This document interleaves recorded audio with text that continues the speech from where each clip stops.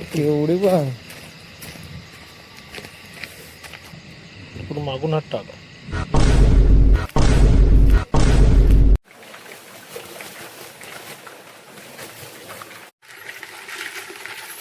नमस्कार मंडळी. तर कोकणातील पहिला पाऊस आणि पहिल्या पावसातील कुर्ल्या खाण्याची मजा काही औरच असते. म्हणून आम्ही पूर्ण फॅमिली निघालो कुर्ल्या पकडायला. वाटेवरून जाताना असं वाटत होतं, बाप रे किती काजवे चमकतायत. पण जवळ जाऊन बघतो तर काय, आमच्या आधीच कुर्ल्या पकडायला आलेले हे काजवे आम्हाला दिसत होते. हा, पण आता आम्ही कुठे कुर्ल्या पकडतोय हे मात्र मी आता सांगणार नाही, ते मात्र गुपितच असणार.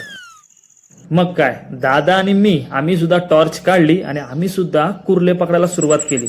मित्रांनो, कुर्ल्या पकडताना 2 गोष्टी ध्यानात ठेवा. आपल्याकडे एक मोठी टॉर्च असली पाहिजे आणि पायात चपला, कारण नाहीतर मग हे प्रकार आपल्याला पाहायला मिळतात. तुम्हाला प्रश्न पडला असेल तर पहिल्याच पावसात ह्या कुर्ल्या पाहायला का मिळतात, तर बहुतांशी कुर्ल्या आपल्या पिल्लांना सोडण्यासाठी पहिल्या पावसात बाहेर येतात आणि तेव्हाच आपल्याला ही संधी साधायची असते. पण ही पिल्लं मात्र आपण सोडून देतो. हा, आमचा दादा कुर्ल्या पकडण्यात 1 नंबर एक्सपर्ट.